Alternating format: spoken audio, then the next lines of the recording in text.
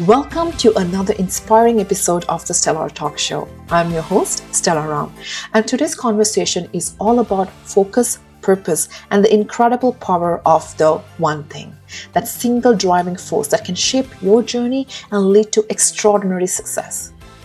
As Gary Keller once said, success is about doing the right thing, not about doing everything.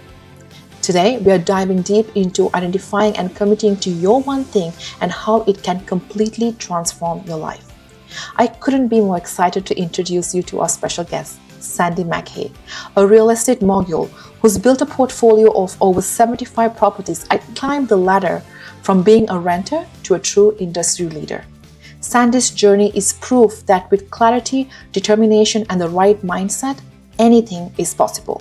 We'll explore Sandy's story, uncover the strategies he used, and learn how embracing the one thing has propelled him to unimaginable heights, not just in real estate, but in life. So whether you're an aspiring entrepreneur, a real estate enthusiast, or someone looking for that spark of motivation, you won't want to miss this one. Let's dive in. Welcome back to the show. Thanks, Stella. Happy to do this again and looking forward to our conversation. Amazing. Sandy, we were talking about your journey so far, your mindset, how you have overcome your challenges and everything.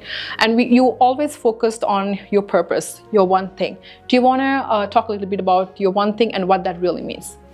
Yeah, I mean, there's, one thing could be, you could use that in a lot of contexts, but having that, for starters, having that well-defined mission and purpose in life is super important. It'll help you navigate, the initial hurdles and get you inspired to keep going. And then, it can also change and evolve over time, right? And you can, in my world now, I have a few different businesses that I'm involved in, and so I have like an overall purpose, but then even going into different businesses at different times, there's different kind of one things that pop up, and you need to kind of be flexible in them at times. I found that everyone, now when I'm leading a lot more people, I found everyone needs help clarifying what that one thing is, whether it's a purpose in their own life, whether it's a purpose just in their job, and what the one thing is that they need to focus on. Because a lot of people without that clarity tend to just not be able to perform at their highest level. So in the same way that in a job or any role, it really pays to have one focus and one main thing that the person's doing. It's the same thing in life and everyone's life. Having that one thing to focus on removes all the uncertainty, and it removes all the, it just gives you the full clarity on what you're doing and why you're doing it. Yes. It makes every decision easier, and it makes and we make however many thousands of decisions a day. So if you're unsure about what you're doing or where you're going in life, which is so many people, it's usually because you haven't clarified what's the one thing, what's the purpose. What's the purpose? That's true. When you know that what your ultimate goal is, and then you can set your goals accordingly and time it properly, so you can actually in other words, you can do smart goal setting, right? And to clarify, my one thing, my purpose that I read every single morning in my morning routine is to honor God by being the greatest version of myself, so that I can experience abundance of joy with others. Amazing. And so that motivates me to always become a better version of myself, and also keep in mind that I'm doing it to experience joy with others, because I found, and that's evolved over the years, and it'll change again, I'm sure. Yes. But I always want to remind myself that I'm doing this for joy, not for money or whatever else. I want to make it fun. Yes, you need to live your life first. Money comes second. I know money has an attribute towards it, but that's not the end goal. Yeah. Yes. But especially if someone's usually younger too, and they're like 18 or something, and you want to go make, 500 grand in the next 2 years, that could be your one thing. That's fine. Yeah. It can be the purpose for times. Yes. You just got to know that's not going to be the thing that fulfills you in life. That's true. So when you're talking about the one thing, that can be like a goal that you want to achieve in the future. So when you're working on that, what are some of the daily habits or daily practices do you think we have to be mindful of to align with our one thing, which is the future goal? Well, what I do is I have a list of I have another thing I forgot to mention in the previous episode where we talked about the habits. Mm-hmm. The other thing I read out every morning is I read out my they're really, I call them their intentions, their goals. They're just help me give direction in terms of where I'm going. And I read out the whole list. There's like 20 or so things on there. Okay. And it just outlines it's groups of all the different areas of my life and outcomes that I want to see happening. And there's no real time on them, but it's like, in the next 10 years or so, there's all these different things that I want to accomplish. Yeah. And I read those out every single day. And it just helps me, it kind of goes into your subconscious eventually. It helps you make decisions, but it also helps you just get clear on where you're going and what you're doing things for. And I read that every day because ultimately my business goals, my life goals end up being kind of centered around those things. Some of those things I'm not going to achieve for another 10, 15, 20 years.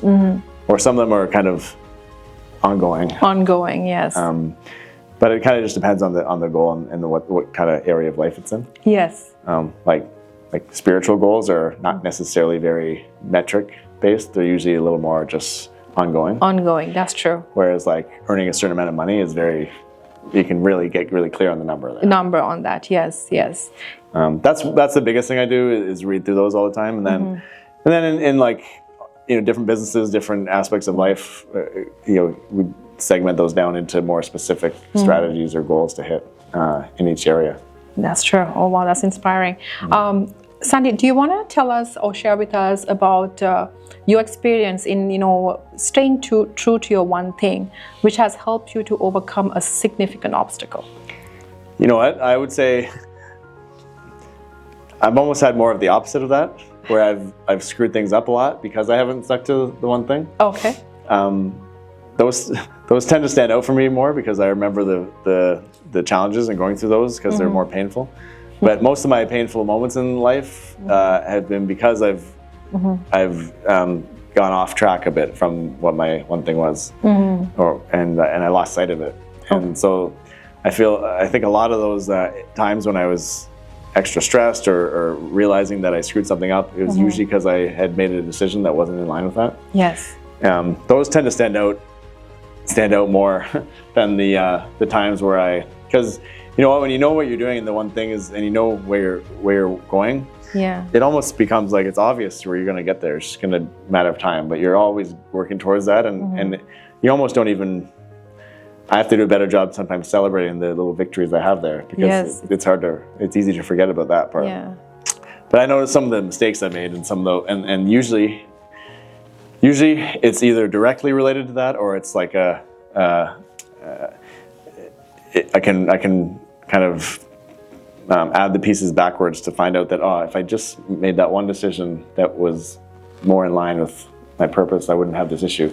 And usually that revolves around people. Like I've gone into business many times with like a lot of the businesses that didn't actually work out for me in the years is because either I made a wrong hire or had a wrong partner in them, or usually comes around the wrong people.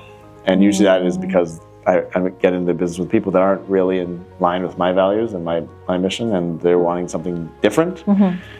And when that happens, they want something different. I want this. That's not gonna align. You're gonna eventually. You might work for a little bit. Yes. But eventually, you're gonna realize there'll be a challenge that comes up or a decision to make that you're like totally opposite on, and that's hard to work through sometimes. So that's true. That's where I've had a lot of my biggest challenges. And you also touched on celebrating the wins. No matter in your journey, you definitely need to celebrate your small wins.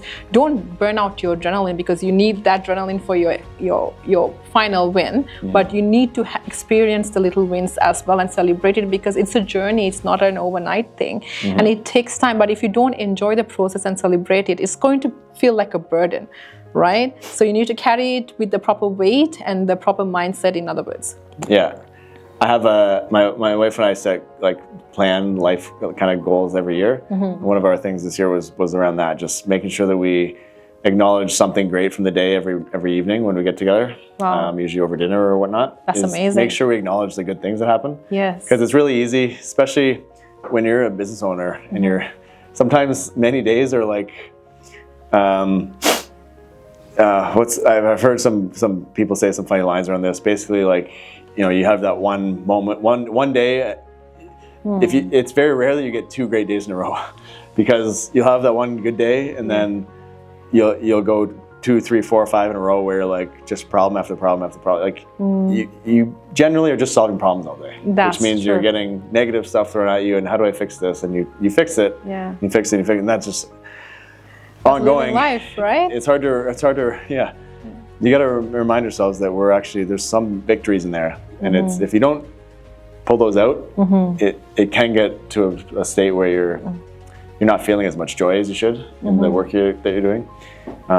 So yeah, it's one of our things for this year was to build a better habit around that of making sure we acknowledge the wins, which are often failures that we reframe as wins. That's one of the biggest things actually. I've got a good habit over time is everything can be a win if you choose for it to be. Yes. And we don't actually experience the life that we. This is a Tony Robbins quote. We don't actually experience the life that we are experiencing. We experience the life that we're choosing to experience. That's true. So you can go through a day and have all the worst things possible happen to you that you could ever imagine, and you can still choose for that to be a good day because you can choose that all those things are going to teach you something to help you in the next day forward. That's amazing. You actually said it really well. Yeah. Like, whatever the circumstance, it could be the worst day ever, but, just sitting down at the end of the day and, reflecting on that and taking the lessons and building your efforts on that to be better the next day, that's definitely a mindset to have. And I have one of my mentors right now, although he's a far away mentor, is Deion Sanders, who's a football coach in the U.S. And he says he will never let himself have a bad day. And there's no excuse for anyone to ever have a bad day. Have a bad moment, a bad hour, a bad morning, bad afternoon. But you should never get to the end of the day and think, oh, what a terrible day this was. Like, if you're doing that, and I know many of us are, I've done that many times, but if you're doing that, you're choosing to have a bad day. That's a choice. You can also sit back and reflect on your day and go, you know what? I screwed up all these things. All these bad things happened. But because of that, something good's going to happen tomorrow. So this is a great day. And I'm going to choose to look at this as a blessed day and find what I need to find to move on. Yeah. And then you had a great day. That's really true. It's end of the day, it's your mindset. Yeah. That you need to train your mindset to look at things the way that you just explained, because the way that we were grown up and everything, like we are always very easily focusing on the negative. Yeah. It takes practice and consistently practicing to focus on the positive and to cultivate based on that.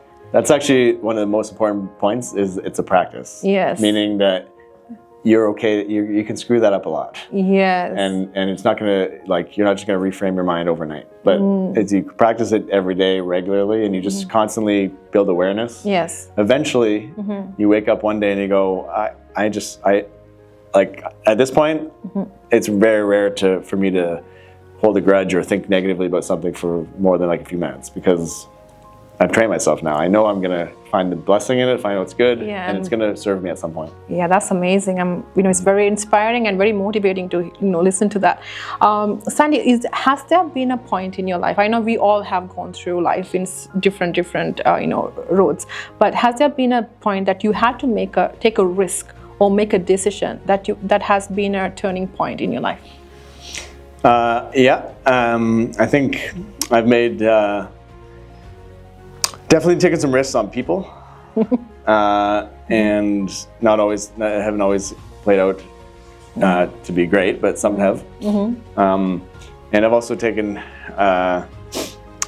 one of the risks we took. I mean, we take risks every day, right? If you're not taking risks, then you're not really experiencing life, in my opinion. There's risk in not taking risk. Yeah. There's usually more risk in not taking risk. We took a risk, I guess, 10 years ago. My wife and I, we moved from Vaughan. We moved over to Hamilton area. And at the time, especially, it's gone through, some gentrification over the years, and it's a bit of a nicer city than it was 10 years ago. But 10 years ago, in my perspective, at least, then a lot of people had the kind of negative outlook on Hamilton, and it was like a grungy city. Everything was really cheap. It's beautiful though. It's got a lot better. Yeah. So, but back then, I had to convince my wife to come move with me out there. She was not really sure about Hamilton. We're living kind of nice suburb lifestyle in Vaughan, where it's a little more affluent of an area.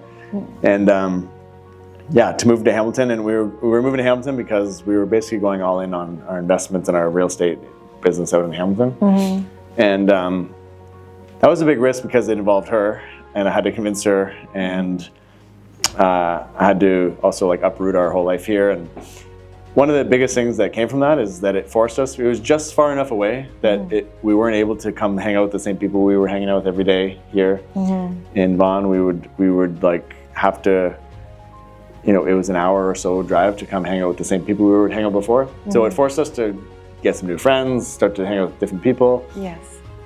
And it actually gave us the opportunity to kind of select some of the friends we hang out with and spend more time with, which we were going through some changes in our own life, more of an entrepreneurial phase, and we were attracted to different types of people. And often changes like that, moving towns, moving to a new industry and business, or adjusting family for certain situations, often I found in my life, often those are the scariest things, and they feel risky. Yes. But usually those have been the smartest things I've ever done, is to take that jump and that leap and just have some faith that it's, usually the worst thing that you're thinking about could ever happen, almost never happens. But even if it did happen, humans are like meant to survive, right? We have all these ways that we survive. We're going to figure it out. You're going to figure it out. Maybe it wasn't the best move, but you'll find the next best move, and and eventually you'll get there. As long as you keep the faith that that's going to be something that's good for you. Yes, yes. People run into problems because they have a risk, then it doesn't work out, and they go, "Oh, I'm never taking a risk again." Yes. That's the one you want to be very careful of. I really like something that you mentioned there. You get to choose new friends. Yeah, so that brings back to like I'm thinking like you have to be selective of your circle. In other words, like you can have long-term friends, most definitely the college mates, your university mates, and your new friends. But if with time, sometimes that circle falls off because you get to keep on with the people who actually brings the best out of you, and it's okay to say no. Like I read on the One Thing book, you have to be okay to say no for certain things that comes to the circle of people and things that might deviate you from your ultimate goal. 100%. I'm more of a saying yes person, so I've had to learn that one a lot. Me I too. still haven't quite figured that out totally, to be honest. But saying no more and more is important. Yes. My wife's an immigrant to Canada, so she came here at 13 years old, and I often think about immigrants and why are immigrants generally tend to be a little more. I guess it's you never know where people come from, but a lot of times immigrants are very successful relatively fast because they come into a new environment and you're generally very motivated. You have a lot of reasons to get money going, business going, get life going, versus someone who's like I'm a fourth or so generation Canadian. We're kind of comfortable here. We're not really, and so I always use that. My wife's really taught me that a lot. Is just like it's okay to start fresh and to start somewhere new, and and sometimes it's really, really good and really healthy to start new with some new people around you, or a new industry, whatever it is. It's not a bad thing. Often it's a really good thing. Often it's what you need. Yes, that's true. Being complacent is very dangerous, and we often just in time we get complacent. If you're not growing, you're dying a slow death sometimes, but you're dying. So you never want to be not growing. That's true. It always be on the path of growing. That's true. So when it comes to the one thing, Sandy, and we are focusing on achieving that ultimate goal, goal setting comes into play, and smart goal setting, right? And we know it's specific, measurable, achievable. You can go on. But when it comes to your definition of smart goal setting, what would that be? Well, I think the thing that most people miss on is being really specific. And I would say I like to goal set, but I like to also, when I do goal setting, I usually do some form of goal setting per year on all our businesses, and I also do we do a family one now too. Okay. I think that's super important. Some of and it's relatively easy enough to put a smart goal together, something specific that you can measure, that's achievable, has a timestamp on it, and I think that's really important. That's a good starting point. What people sometimes miss in it is they don't check in on it regularly enough. I like to look at it every day, but regularly like audit it every quarter, because sometimes you set a year goal, and almost every year, I don't know actually if I ever had a year where I haven't adjusted the goal along the way, because something's changed in my life. I wanted to take that component to a new direction or whatever. So I really like to look at it quarterly. It's nice to have the direction of the year or the 3-year or 5-year, but you got to audit it regularly. Yeah. And that's okay to adjust it depending on the situations. And then also set like a standard of what your habit looks like around that goal, because I find you don't actually achieve what you desire in life, you achieve what your standard is. That's true. So anytime I've ever decided to set like a new health goal, for example, if I have a goal that I'm going to be a certain weight, let's say, I need to adjust my standards around my life for that. So I need to adjust, like maybe I don't drink alcohol during the week anymore. Maybe only 1 day a week, not whatever the case is. Maybe not 3 days. I can only have a drink a week, maybe, because that's going to affect my health. Having 3 or 4 or 10 or whatever. Yes. Maybe I'm not going to eat dessert anymore this year, or things down on the sugar. Yeah. There's a standard somewhere in there that you need to audit and fix. Yes. In order to hit that goal. And there's obviously things you need to add on, but often it's deleting things that actually make the biggest impact, and freeing up more time and more energy for other things. So that's just a couple ways that I look at it. I think the standard's really important, though, to look at what is the standard, the new standard for yourself. And that's going to be that daily standard, that daily sort of habit that you create or delete something, so that goal becomes inevitable. Yeah, that's true, most definitely. That smart way of goal setting will definitely get you to where you want to be if you are doing it consistently and focus on your goal. I want to also talk about, like, there are, when it comes to the Gen Zs, and a lot of people now getting into business or want to do, and getting into entrepreneurship and things like that, and achieve that ultimate goal. There are a lot of options available, right? So finding that ultimate goal is kind of a challenge, because for an example, I can be a carpenter, but I'm also good at I can do a retail store, I can do this, I can do that. So finding that clarity in where you should be focused on and what the driving factor. What are some advice that you would like to input to find that? Good question. I think I would have been that person too for most of my 20s, where I was unsure of what I wanted to do, and actually beating myself up quite a bit because I didn't know what I wanted to do. And inevitably, when you go through that phase of life, there's other friends that are, that friend was always going to be the doctor, and look at them, they're doing it, they're in medical school or whatever. Yes. Well, that person might also go do all that schooling for 10 years or something and wake up and hate their life because of it. So comparison is the thief of joy. Got to be careful to not compare ourselves to anyone else, especially in that young stage. That's true. The 30s or younger. Very dangerous to compare yourself to anyone. There's so much time left in life to accomplish so many things. So you don't want to beat yourself up much. I did that too long. Secondly, though, I think that whatever you're going to do next is just what you're going to do next. It doesn't mean you're doing that for the rest of your life. Especially nowadays, there are very few people that go into any industry, let alone one company or one role for life. Like, very common for people to bounce around, do different things, stay somewhere for a couple of years, do whatever they can and then grow or get a new opportunity. Opportunities are coming more and more all over the place. So it's really just the next thing. And I would not get too tied to what they're doing or too caught up in the big, that's such a big life decision. I think it's just finding the opportunity where you're going to learn the most. I would put money is somewhat important, but learning at that stage of life is by far the most important thing. Most important, yeah. If you could get a role with an amazing person where you could shadow them all day, and that's someone doing like something incredible, and you can get that role and you don't get paid for it, that is going to be, as long as you can survive, getting that role and doing it for free would be way better than getting a role in a company that you're not going to learn anything, but you're going to sit at a desk by yourself and do mindless work and make $100,000 a year.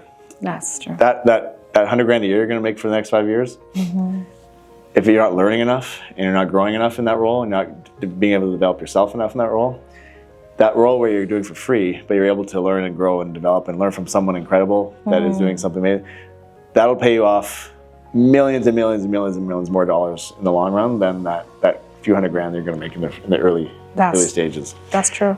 And it's hard to make that choice, but I would definitely lean towards that learning and growth-oriented opportunity way more over the money one. Yes. No, I have to share a small story from my past. So it's very easy to get caught in the paycheck syndrome, in other words, right? When you are like, when you are very used to having that paycheck to paycheck life, you kind of like, have a circle and it's you a try trap to almost. Exactly. Your life evolves within that circle of trap. But the moment that you actually open up your mindset and look at the opportunities that aligns with actually what you want to achieve with your life, that's where entrepreneurship comes in, and that's where the learning and the growth and what you want to cultivate with yourself comes in, and that world is a huge opportunity for you to explore. Proximity, being around the right people is one of the most powerful things you can have in life.